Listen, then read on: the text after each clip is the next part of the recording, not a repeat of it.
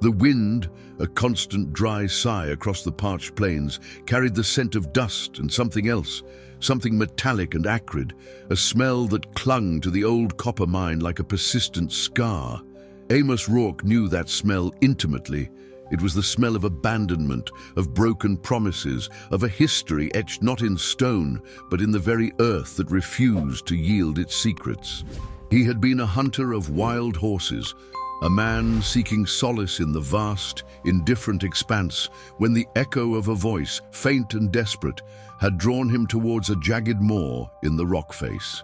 It was there, amidst the rust and decay, that he found him, a man of the Elk River tribe, bound by iron to the unforgiving ground. The chains were a testament to a cruelty Amos recognized not as an external force, but as a reflection of his own internal desolation, a loneliness born from the ashes of a war that had consumed not just lives, but identities, leaving behind a hollow echo of what was once called conquest. The prisoner's eyes, mirroring the same desolate landscape within Amos, held a profound, unspoken suffering.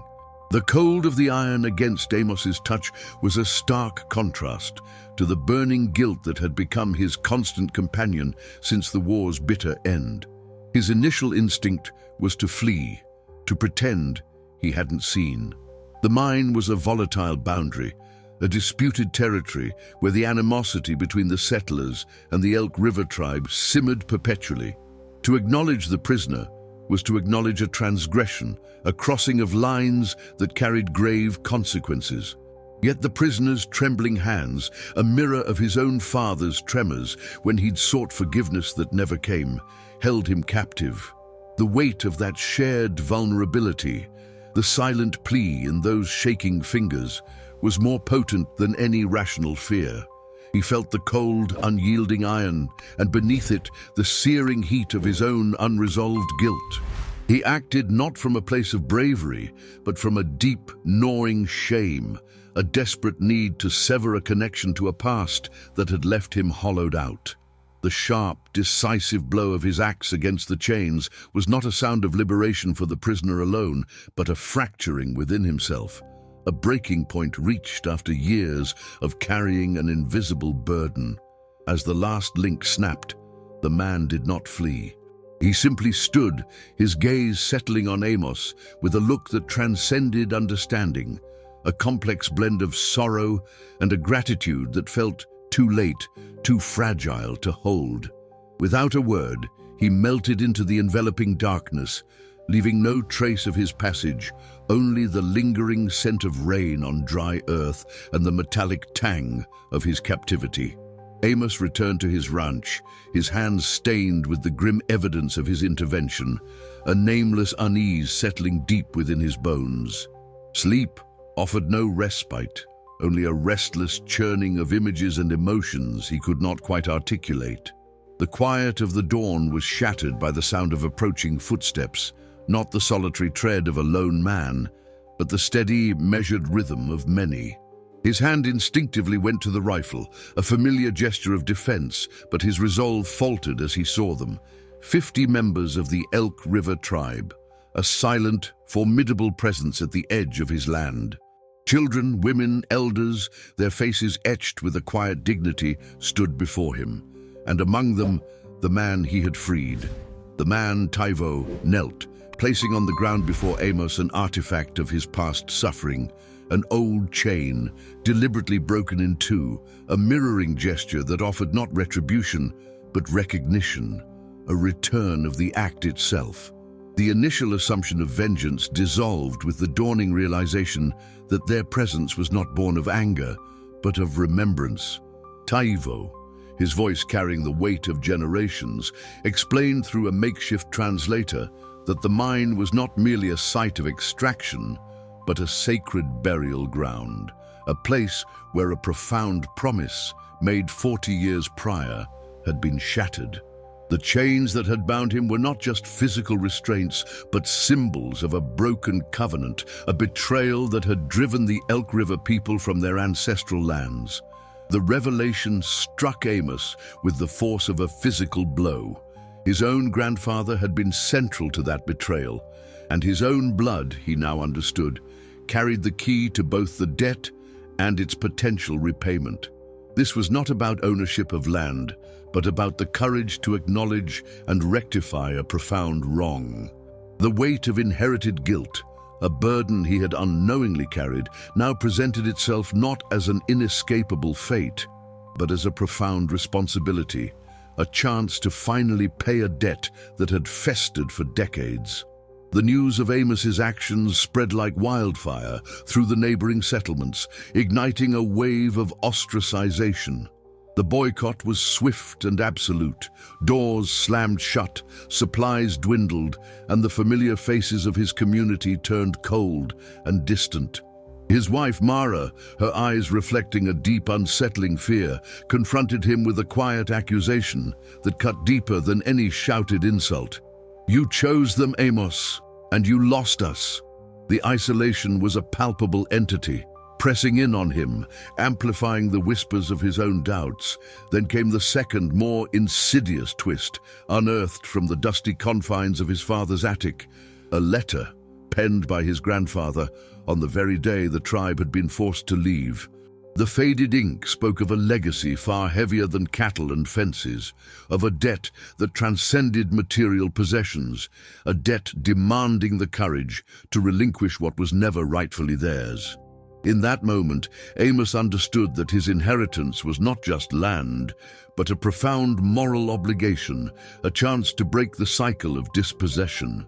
The subsequent night, the glow of countless fires flickering against the horizon, encircling his ranch like a silent, watchful embrace, was a stark visual testament to his new reality, a world irrevocably altered by the echo of a breaking chain and the dawning of a profound, unasked-for truth. The fires burned not as a threat, but as a vigil, a silent testament to Taivo's words. As long as the fire burned, the ground could forgive. Amos found himself drawn to the earth, spending hours immersed in the primal symphony of crackling wood, each sound resonating with the memory of chains breaking, of something within him fracturing and yearning for freedom.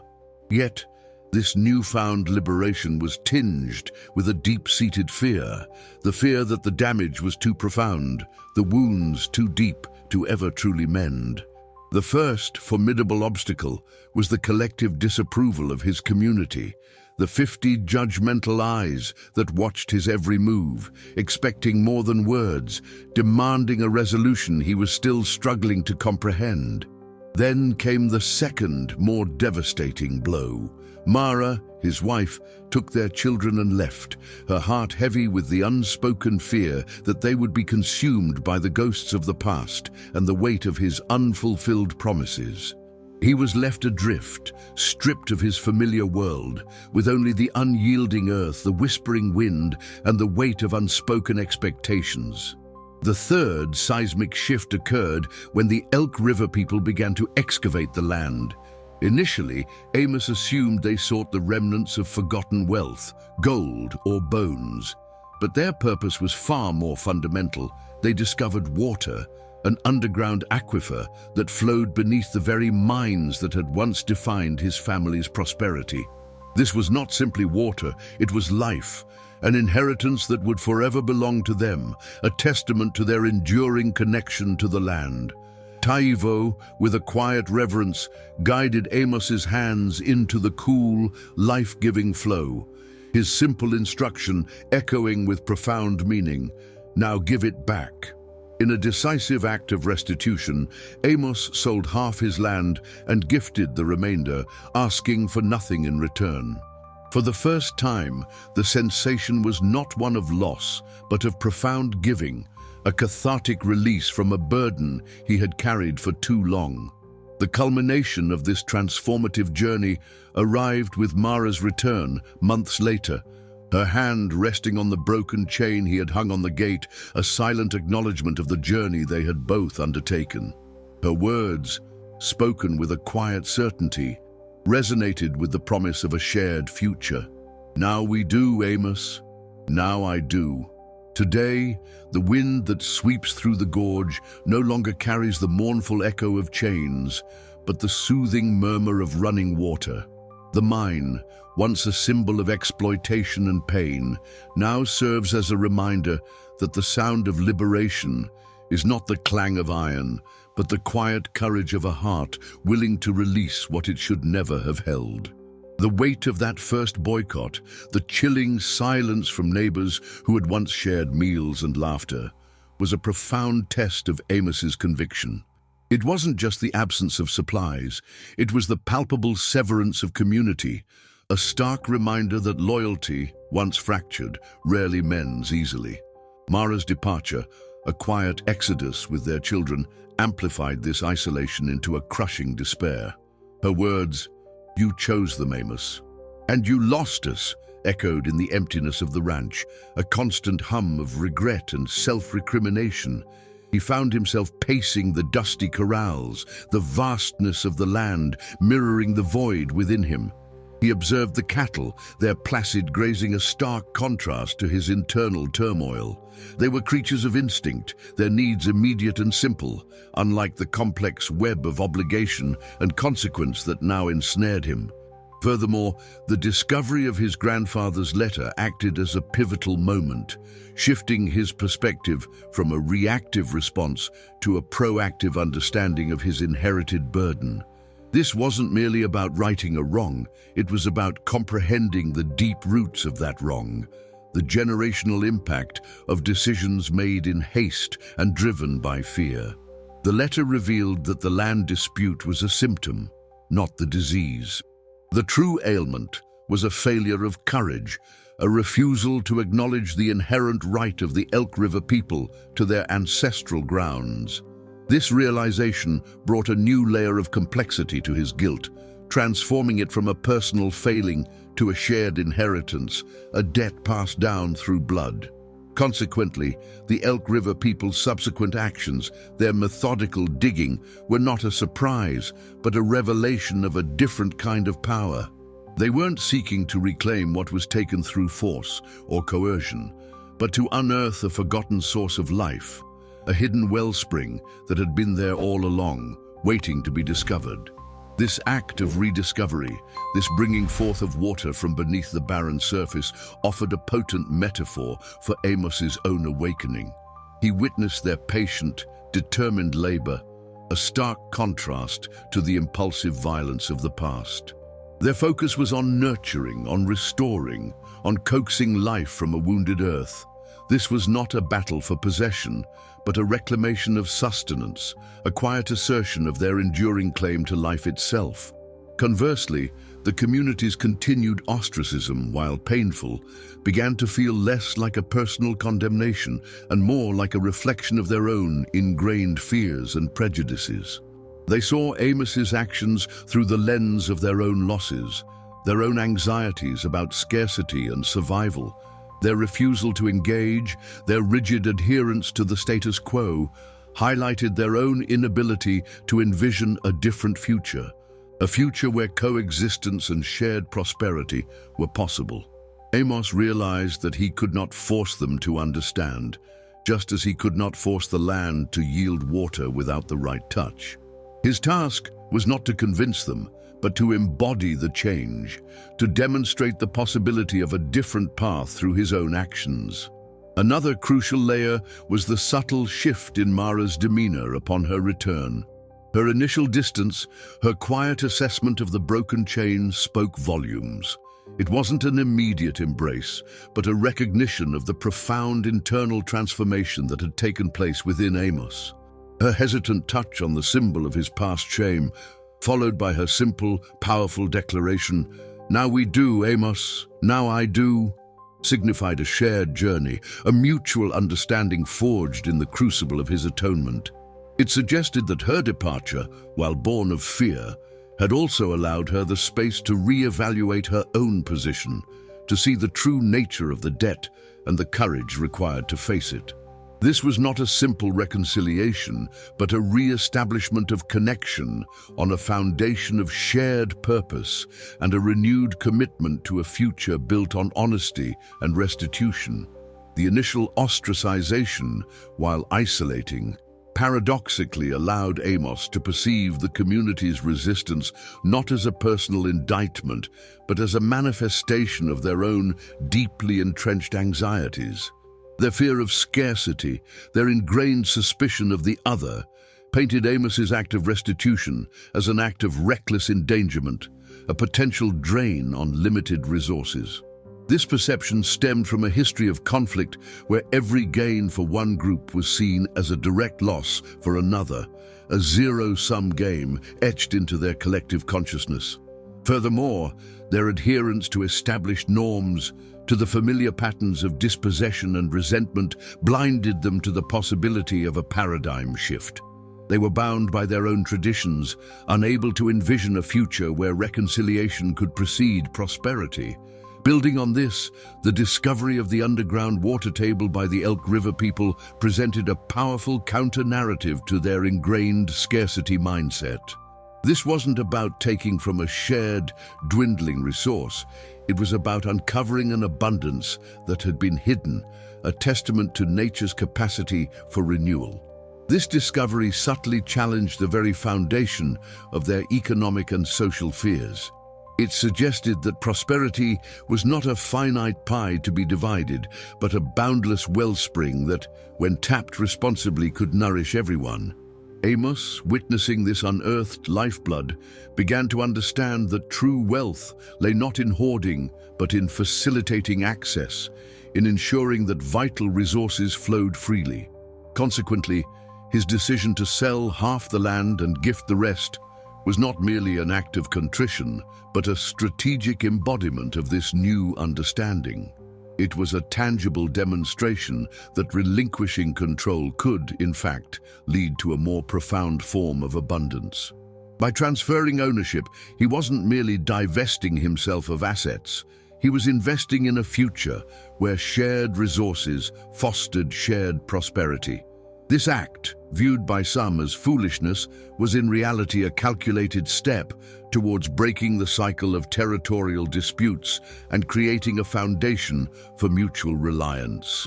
Conversely, Mara's return, coupled with her quiet acknowledgement of the broken chain, introduced a crucial interpersonal dimension to Amos's transformation.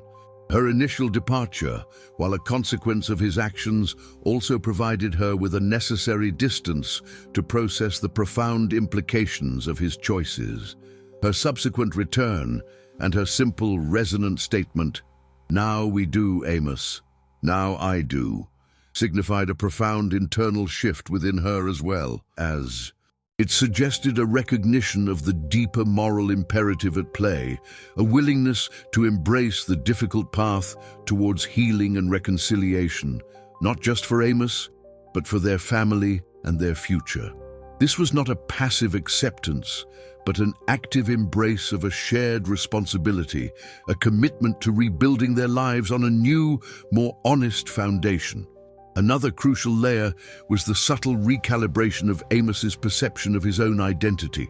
The war, the conquest, had stripped him of his sense of purpose, leaving him adrift in a sea of guilt and disillusionment. His intervention at the mine, born of shame, had unexpectedly unearthed a nascent sense of agency. He was no longer defined by his past failures or the expectations of others, but by his capacity for courageous action, for making amends. The act of breaking the chain, of giving back the land, was not about seeking forgiveness, but about reclaiming his own integrity, about aligning his actions with a deeper moral compass that had been buried for too long. This internal recalibration was fundamental, transforming him from a passive recipient of guilt to an active participant in his own redemption and the reconciliation of his community. The tangible act of gifting the land, of relinquishing ownership, served as a potent catalyst, not just for the Elk River people, but for the very fabric of the surrounding community. Now, consider how this applied when the local merchants, initially so steadfast in their boycott, began to notice a subtle yet undeniable shift in the economic landscape.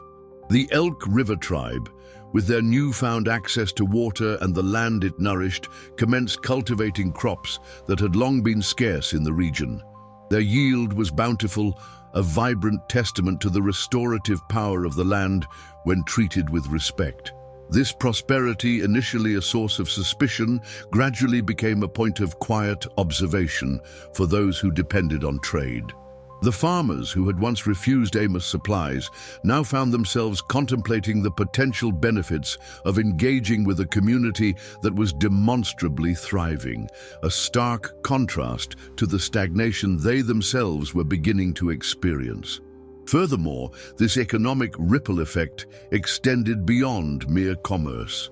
It subtly altered the perception of the Elk River tribe from a marginalized group to a viable economic partner. The merchants, driven by pragmatic self-interest, began to re-evaluate their stance. The boycott, once a unified front against Amos and those he sheltered, started to fracture as individual businesses recognized the potential for increased trade, for a revitalized local economy. This economic imperative, often a more persuasive force than appeals to shared humanity, began to chip away at the wall of prejudice that had been so rigidly constructed.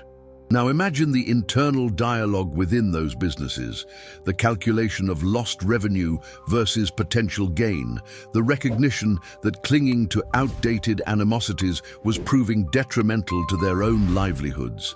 Conversely, this burgeoning economic interdependence did not automatically erase the deep-seated historical grievances.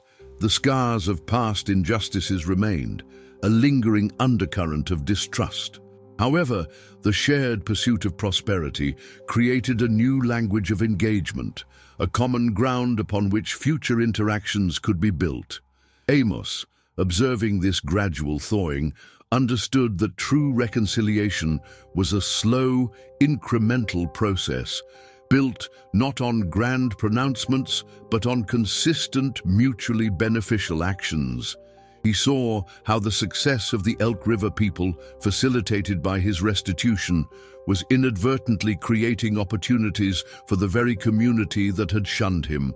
Another crucial layer to this evolving dynamic was the impact on the younger generation within the settler communities.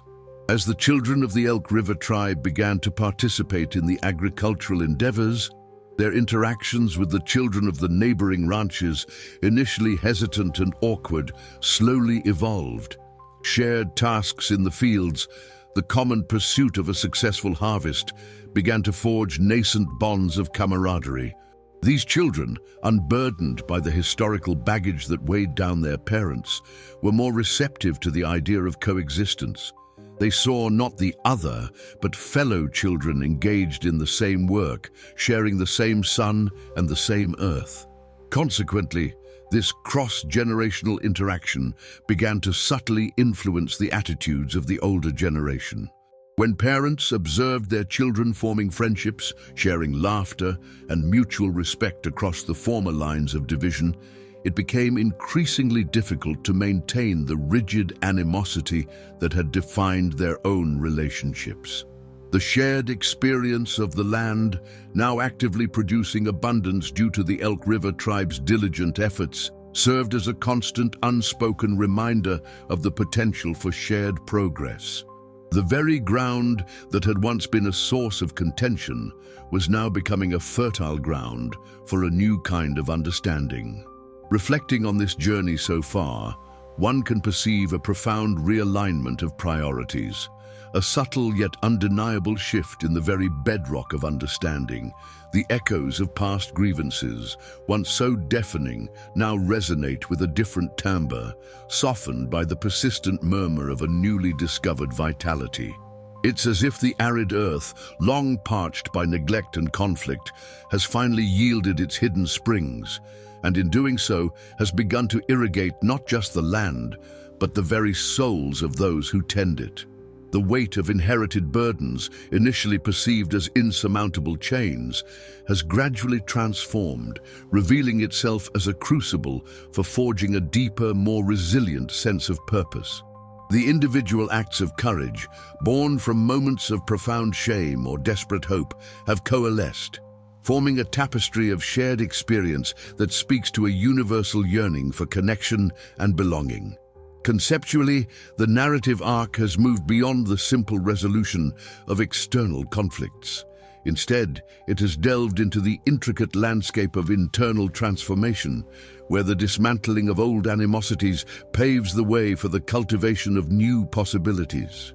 The initial resistance, the deeply ingrained patterns of suspicion and self-preservation, have begun to yield to a more expansive vision, one where interdependence replaces isolation and mutual respect emerges from the ashes of historical discord. Consider it akin to a mighty river, once confined to a narrow, turbulent course, now finding its broader, more encompassing channel, its waters flowing with a purpose that benefits the entire ecosystem it sustains. This transition is not about forgetting the past, but about understanding its lessons with a clarity that allows for a more constructive engagement with the present and a more hopeful anticipation of the future. In light of these unfolding insights, the path forward, while still demanding vigilance and continued effort, becomes undeniably clearer. The initial reactions, the ingrained responses to perceived threats or injustices, have been re-examined, revealing their limitations in the face of a deeper, more enduring truth. The courage to let go, to release the grip of what once defined boundaries, has proven to be the very force that unlocks new potentials. As we pivot towards the final reflection, it becomes evident that the true measure of one's strength lies not in the ability to hold on, but in the capacity to give back, to foster growth, and to embrace the interconnectedness that binds us all. The lessons learned are not merely abstract principles, they are etched into the very earth, carried on the wind, and whispered in the gentle flow of life-giving water, a testament to the enduring power of transformation. The wind, once a mournful lament carrying the ghosts of chains, now hums a gentler tune through the gorge, a melody woven from the persistent murmur of running water. This is the sound of a debt repaid, not with a clang of iron, but with the quiet strength of a heart finally understanding its own capacity for release. Amos Rourke's journey, born from a moment of profound shame in the echoing dark of the mine, has blossomed into a testament to the transformative power of acknowledging inherited wrongs. The shame that once bound him, a more insidious chain than the one he broke, has been transmuted into the courage to give back, to return what was never truly his to hold. The initial act of freeing Taivo was not an end, but a beginning, a single crack in a dam of generational injustice. The subsequent ostracization by his community, the quiet despair of Mara's departure, served not as deterrence, but as the necessary trials that forged a deeper resolve. These were the moments when the true nature of his inheritance, not land, but a profound moral obligation, became unequivocally clear. His grandfather's faded letter, a whisper from the past, became a guiding star, illuminating the path towards restitution, a path that demanded not just the relinquishing of property, but the shedding of a deeply ingrained, inherited guilt. The discovery of the underground aquifer by the Elk River people was more than a geological revelation. It was a profound metaphor for the untapped potential that lay dormant beneath the surface of long-held animosities. This hidden spring, brought to light through patient labor and a deep connection to the earth, symbolized a different kind of wealth, a source of life that transcended material possession.